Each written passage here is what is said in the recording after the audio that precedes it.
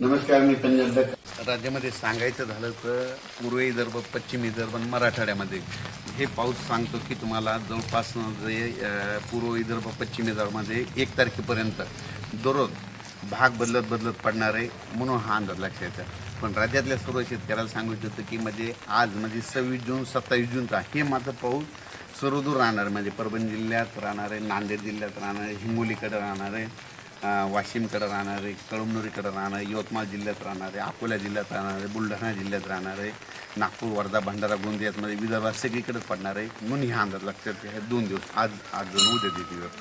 त्याच्यानंतर ही परभणी जिल्ह्यात देखील पाऊस पडणार आहे, इकडं जालना जिल्ह्यात देखील राहणार आहे, जळगावकडे देखील राहणार आहे. आजचा पाऊस हे सर्वदूरचा राहणार आहे, म्हणून हा अंदाज लक्षात येतो.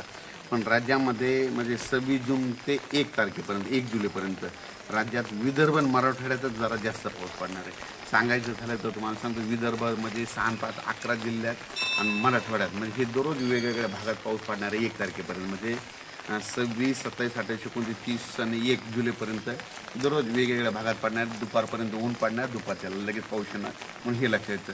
सर्वदूर पडणार नाही, हे सगळ्यांनी लक्षात येतं. नसतं काय होतं की सगळ्यांची अपेक्षा आहे की सगळीकडे पाऊस पडेल, सगळीकडे पडणार नाही, भाग बदलत कोणाला सोडून देईल आणि ज्याला सोडलं तर त्याला सोडून देखील देणार, म्हणून हे लक्षात येतं.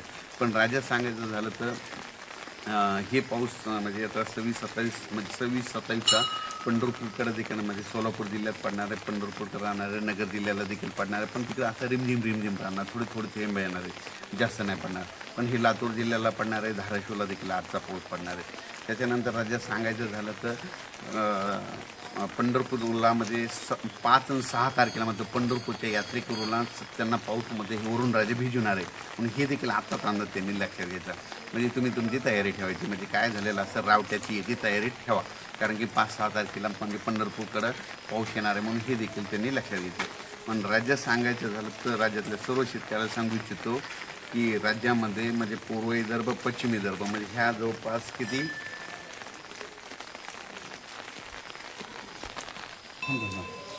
किंब पाडायला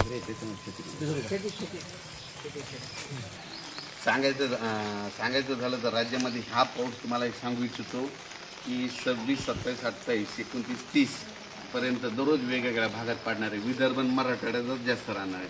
त्याच्यानंतर 1, 2 तारखेला 1, 2 जुलैला पाऊस येणार आहे की पूर्व विदर्भ आणि पश्चिम विदर्भात तिकडे राहणार आहे, म्हणून हे लक्षात येतं. पण राज्यात सांगायचं झालं तर 1 तारखेपर्यंत दररोज वेगवेगळ्या भागात पाऊस पडणार आहे, भाग बदलत पडणार आहे, म्हणून हा अंदाज लक्षात येतं. अचानक वातावरणात बदल झाला तर लगेच एक मेसेज दिला जाते.